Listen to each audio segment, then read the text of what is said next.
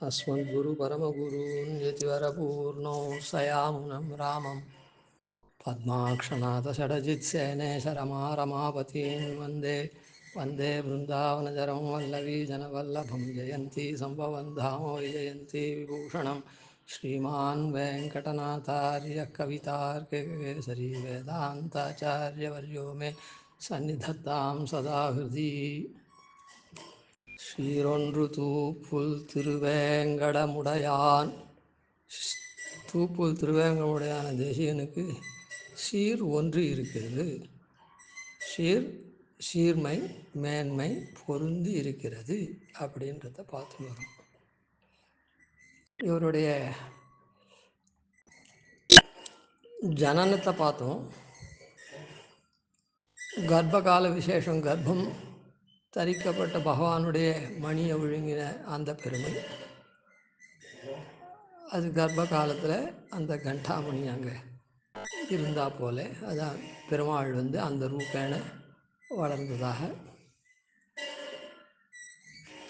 அதே சமயத்தில் குலமும் அவதரிக்கிற குலமும் ஏழாட்காலும் பழிப்பிலோம் நாங்கள்ன்ற ரீதியில் கர்மத்து மூலமாக ஆராதனம் பண்ணக்கூடிய யாக யஜ்ஞாதிகள் பண்ணுற குலமாகும்.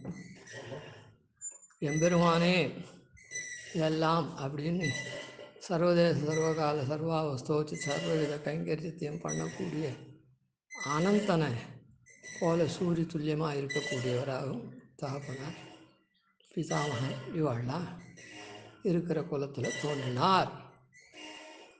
எல்லாத்துக்கும் வினயம் தேவையானதுனால தோதாரம்பையனுடைய தனையனா அவதரித்தார் அப்படின்னு அந்த பெருமாள். அப்புறம் அக்ஷராபியாசத்தின் போது முதல்ல அதாவது கல்விகள்லாம் கற்கிறதுக்கு ஆரம்ப தசையான அக்ஷராபியாசத்தை தன்னுடைய மாத்துளராக கிடாம்பியா பிள்ளார் நடாதுரம்மாள்னு சொல்லக்கூடிய வரதாச்சாரியர் ஸ்ரீபாஷ்ய சிம்மாசனம் அவரிடத்துல அழிச்சுட்டு போய் அனுகிரகம் பெற்றார். அந்த மகான் நடாதுரம்மாள் எப்படி பண்ணார் அனுகிரகம் அப்படின்னா, பிரதிஷ்டாபித வேதாந்தா பிரதிக்ஷிப்த பகிர்மதா பூயாஸ்திரைவித்யமான்யஸ்வம் பூரி கல்யாண பாஜனம் அப்படின்ற ரீதியில் இந்த தேஜஸ்வியான குழந்தைக்கு மேலே மேலே மங்களங்கள் உண்டாகணும், பெரும் மங்களங்கள்லாம் உண்டாகணும் அப்படின்னு அனுகிரகம் பண்ணார். அந்த நடாதூர் அம்மாள் எப்படிப்பட்டவர் அப்படின்னு சொன்னால், ஸ்ரீவத்ச கோத்திரத்தில் உதித்தவர். நடாதூர் ஆழ்வான் அவருடைய திருப்பேரனார். நடாதூர் ஆழ்வான் எங்களாழ்வான்லாம் ஸ்ரீபாஷ்ய சிம்மாசனாதிபதிகள். 74 சிம்மாசனாதிபதியில் ஸ்ரீபாஷ்ய சிம்மாசனாதிபதிகளும் கூட ஆவார். அந்த 4 பேர் அதான் அப்படி இருக்குச்சே. நடாதூர் ஆழ்வானுடைய திருப்பேரனார் இவர் நடாதுரம்மாள் வரதாச்சார சுவாமி. அவர் தகப்பனார் கிட்ட தான் காலக்ஷேபம் பண்ணக்கூடிய பிரசக்தி, பாட்டனார்கிட்ட பண்ணுறதுக்கு உண்டான பிரசக்தி இல்லை.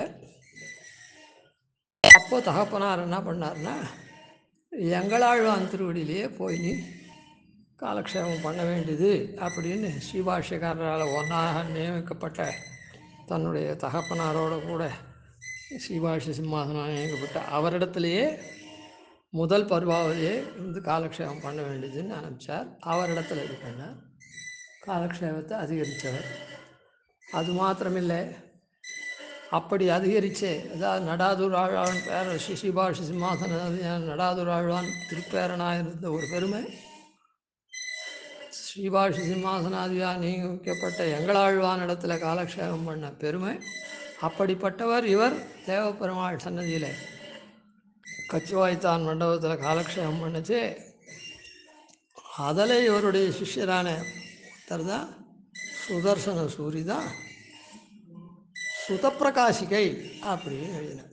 ஸ்ரீபாஷ்யத்துக்கு ஒரு பொக்கிஷம் போல ஒரு பெரிய வியாக்கியானம், பிரதானமான வியாக்கியானம் அப்படின்னா சுதப்பிரகாசிகை தான். அந்த சுதப்பிரகாசிகைன்றது அம்மாள் சொன்னத்தை சுதப்பிரகாசிகர் அவர் ஞாபகத்தில் வச்சு பட்டோலை பண்ணியிருக்கார், எழுதியிருக்கார். அம்மா மேலே சொல்லி இல்லை, அம்மாள் சொன்னத்தை பட்டோலை பண்ணல, அம்மாள் கிட்ட காலக்ஷேபம் பண்ணத்தை அவர் எழுதியிருக்கார் சுதப்பிரகாசிகை. அதனால் கேட்டத்தை அப்படியே பிரகாசம் பண்ணுறார் சுதப்பிரகாசிகை. அதனால்தான் பகவத் விஷயத்தில் கூட வடக்கு திருவிதிப்பிள்ளை நம்பிள்ளை கிட்ட கேட்டத்தை அவர் எழுதினத்தினால சுதப்பிரகாசிகைன்னு அதுக்கு பேர் வைக்கலை. சுதப்பிரகாசிகை 36,000 படி. அதனால் அதுக்கு ஈடாக அவர் இதை பண்ணார்.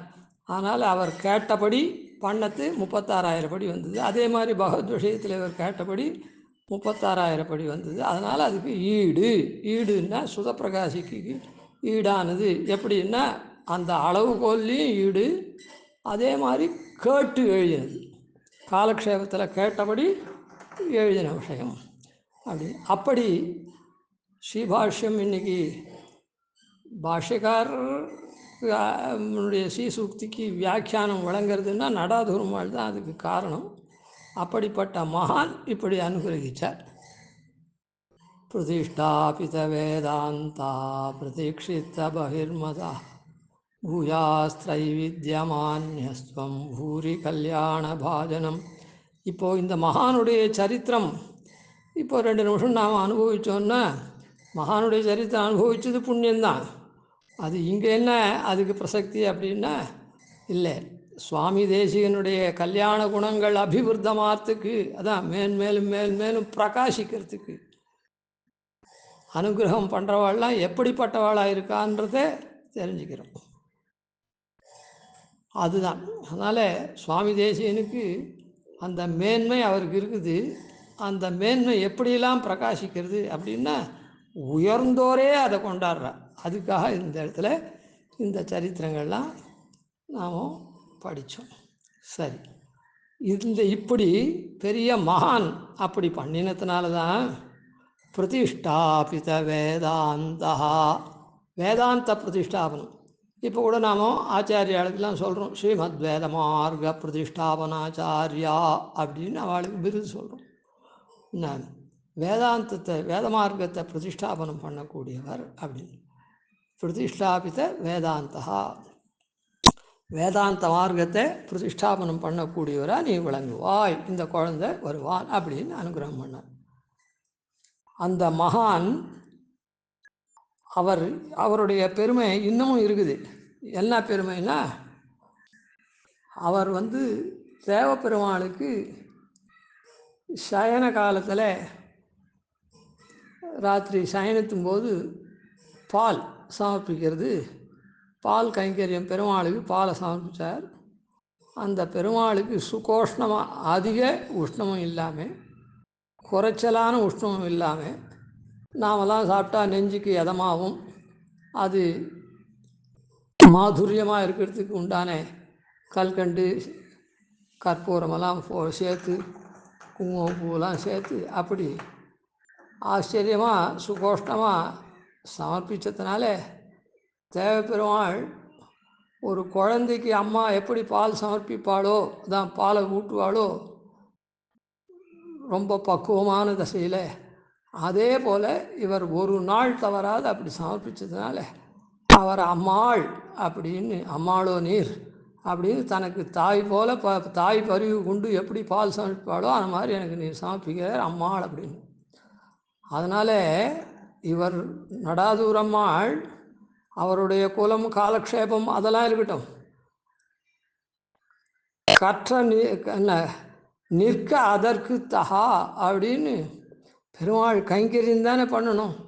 அந்த பெருமாளை கைங்கரியம் அர்ச்சாவதாரத்திலையும் பெருமாள் நீரக்ஷர நியாயேன அப்ராகிருதத்துவம் அந்த பரரூபம், பரத்தில் எப்படி பெருமாள் பிரகாசிக்கிறானோ அப்படியே தான் பிரகாசிக்கிறான் அப்படின்னு அந்த பாவத்தோடு அந்த பாலை பெருமாளுக்கு அப்படி சாஸ்திரவசியராக இருந்தார். அந்த பால் சமர்ப்பிக்கிறதுலேருந்து நாம் தெரிஞ்சுக்க வேண்டியது என்னென்னா, இந்த விக்கிரகத்தெல்லாம் லோக புத்தி அதெல்லாம் இல்லை, அது அப்படியே சாட்சாத்து எம்பெருமான் பரரூபத்தில் எப்படி இருக்கானோ அப்படி தான் இங்கேயும் இருக்கான், அப்ராகிருதமாக இருக்கான் எம்பெருமான். வருவதோர் உறவென வளரிள அரசென மருவனன் மகனென வனமத கரியன அறிவிலமணியன அடியவர் அடைபவர். எம்பெருமானை எப்படி இந்த மாதிரி ரொம்ப உயர்ந்த உறவு போல, வளரிள அரச போல, காட்டில் இருக்கிற மதம் பிடிச்ச யானையை போல, நல்ல லாலனம் பண்ணுற மகனை போல, இப்படிலாம் பெருமாளை ஆராதிக்கணும் அப்படின்னு சொல்லியிருக்குது. அந்த ரீதியில் அவர் சாஸ்திரவசியராக பால் சமர்ப்பிச்சதுனால அந்த சாஸ்திரவசியத்துவம் அவர்கிட்ட தெரியும். இப்படி பெருமாளையே வசியராக இருந்து அவனை சந்தோஷிப்பிச்சதுனால இவர் அனுகிரகம் பண்ணால் பெருமாள் வாய்மூன்றிருப்பான. உடனே பெருமாள் என்ன பண்ணான், வேதாந்தாச்சாரியர் அப்படின்னு ஒரு விருதை கொடுத்தான் சுவாமி தேசிகனுக்கு. பெருமாள் வேதாந்தாச்சாரியர், பெருமாள் தான் வேதாந்தத்துக்கு ஆச்சாரியன். கமப்பியாத்தியம் குரும் வந்தே கமலா கிரகமேதினம் பிரவக்தா சந்தசாம் வக்தா பஞ்சராத்திரஸ்வயம் அப்படின்னு பஞ்சராத்திரஸ்வயம்னு சொல்லிட்டு அந்த மாதிரி வேதத்தை உபதேசம் பண்ணுறதெல்லாம் எம்பெருமான், அவன்தான் வேதாந்தாச்சாரியன். அந்த எம்பெருமான் தான் திருமலை எம்பெருமான் இங்கே தேசிகனாக அவதரித்தான். காஞ்சூரத்தில் இருக்கக்கூடிய எம்பெருமான் தன்னடி கீழே இருக்கக்கூடிய தனக்கு தாய் போல இருக்கிறவரை கொண்டு பிரதிஷ்டாபித்த வேதாந்தா அப்படின்னு அனுகிரகம் பண்ணான். ஸ்ரீரங்கநாதன் என்ன பண்ணால் கோவில் திருமலை பெருமாள் கோவில், ஸ்ரீரங்கநாதன் உடனே வேதாந்தாச்சாரியர் அப்படின்னு தன்னுடைய வேதாந்தாச்சாரியர்னு தனக்கு அசாதாரணமான ஒரு திருநாமம் இருக்கே, அதை சுவாமி தேசிகனுக்கு அருளினான். ஏன், பாகவதர் சொல்லிவிட்டார், அதை அப்படியே அவன் அருளினான். பாகவதர் எப்படி சொன்னார், அங்கே இருக்குது சொன்னார், அதனால் பெருமாள் அனுகிரகம் பண்ணான். அது மாத்திரம் இல்லை, பெருமாள் மாத்திரம் இது பண்ணுவாளா, ஒரு குழந்தைய இது பண்ணணும்னு சொன்னால் தகப்பன் மாத்திரம் கொஞ்சினா தாயார் விரும்பிப்பாளா, தாயாரும் கொஞ்சம். அது மாதிரி தாயார் என்ன பண்ண, சர்வதந்திர ஸ்வதந்திரர் அப்படின்னு கொடுத்தார் பெரிய பிராட்டியார். பிரதிக்ஷிப்த பகிர்மதா அப்படின்னு இவர் சாட்சியரே நான் அனுகிரகம் பண்ணேரே, நீ வேதாந்த பிரவச்சன பிரதிஷ்டாபனம் மாத்திரம் பண்ணுறதில்லை, அது நிற்கிறதுக்காக பயிரில் களை போல் அசுரரை காய்ந்தான்ற ரீதியில் பயிர் நன்னா வரணும்னா களையை எடுக்கணும், அசுராளெலாம் எடுக்கணும். வேத மார்க்கம் நன்னா இருக்கணும்னா அசுர மார்க்கத்தை ஒழிக்கணும், களை போல் எடுக்கணும். அதனால் பிரதிக்ஷிப்த பகிர்மதா, பகிர்மதங்கள்லாம் போக்கடிக்கணும், போக்கடிப்பா அப்படின்னு சொன்னாரல்லோ. அதுக்கு என்ன பண்ணணும், தாயார் அந்த மாதிரி எழுந்திருக்கக்கூடிய சுவாமி தேசிகனுக்கு விருதம் கொடுத்தார். சர்வதந்திர ஸ்வதந்திரன். சர்வதந்திர ஸ்வதந்திரருக்கும் பிரதிக்ஷிப்த பகிர்மதத்துக்கும் என்ன சம்பந்தம் இருக்குது அப்படின்னு சில பேர் கேட்கலாம், கொஞ்சம் சங்கை வரலாம். அதாவது எல்லா கலையிலையும் வல்லவாளாக இருந்தால் தான் மாறுதலான மதங்கள்லாம் பகிர் மதங்கள்லாம் பிரதிக்ஷேபம் பண்ண முடியும், இல்லைன்னா பண்ண முடியாது. ஏன்னா சாஸ்திரத்தில் தானே கலைகள் எல்லாம் வந்து சர்வதந்திர சுதந்திரன் எல்லா கலையெல்லாம் என்னத்துக்கு சொல்லுவானே. ஆமாம், அதாவது எல்லாம் இப்போது நகர நிர்மாணம், கிராம நிர்மாணம், ஆலய நிர்மாணம் அப்படின்னா அதெல்லாம் கூட இருக்கணும். ஏன்னா பரதேவத்தைன்றது ஏதோ வேதாந்த சாஸ்திரத்தில் மாத்திரம் பரதேவத்தைன்னு எம்பெருமான்னு இல்லை, எல்லா இடத்துலையும். இப்போது ஒரு ஊரில் ஒரு கிராமமோ நகரமோ இருந்ததுன்னா அந்த ஊரில் பெருமாள் கோவில் எங்கே இருக்கணும், சிவன் கோவில் எங்கே இருக்கணும், அந்த கிராம தேவத்தை கோவில்கள்லாம் எங்கே இருக்கணும், இதுக்கு என்ன விமானம், அதுக்கு என்ன விமானம், அது எப்படி இருக்கணும், இதனுடைய விமானங்கள்லாம் எப்படி இருக்கணும், அமைப்புகள்லாம் எப்படி இருக்கணும் அப்படின்னு. அதிலேயே நான் விஷ்ணுவுக்கு பரதெய்வமாக இருக்கிற விஷ்ணுவுக்கு இப்படிப்பட்ட விமானம், சிவனுக்கு இப்படிப்பட்ட விமானம் அப்படின்லாம் சொல்லப்பட்டிருக்குது. அங்கிருந்த எல்லா இடத்துலையும் சாஸ்திரங்கள். அதனால் எல்லா சாஸ்திரங்கள்லேயும் எல்லா கலைகள்லேயும் விஷ்ணுவுக்குன்னா இப்படி, சிவனுக்குன்னா இப்படி, இன்னொரு தேவதைக்குன்னா இப்படி அப்படின்னு சொல்லிருக்கு. அதனால் எங்கேயோ வேதாந்தத்தை வச்சுட்டு மாத்திரம், உபநிஷத்து வாக்கியத்தை வச்சுட்டு மாத்திரம் இவனை வசதியாக சொல்லி பெருமாளை பரபிரம்மன்னு சொல்லி என்ன மற்ற தெய்வமெல்லாம் பரபிரம்மம் இல்லை அவரம்னு சொல்கிறது இல்லை. மற்ற தெய்வத்துக்கெல்லாம் எந்த இடத்துலையும் லோகத்தில் வாழறவா கூட அவள்லாம் ஆராதிக்கிற போது கூட அவள்லாம் எப்படி அந்த தெய்வத்தை ஆராதிக்கணும், அதுக்கு எப்படி கோவில் கட்டணும், அதுக்கு என்ன நிவேதனங்கள்லாம் பண்ணணும், இப்படின்னு எல்லாத்துலேயும் தாரதமியம் உண்டு. இவனுக்கு உயர்த்தியான ஸ்தானம், மற்றவாளுக்கெல்லாம் அவளுக்கு உண்டான ஸ்தானம். அதனால தான் அவரவர் தமதமது அறிவறி வகை அவரவர் இறையவர் அப்படின்னு அடையிறான்னு சொன்னார்.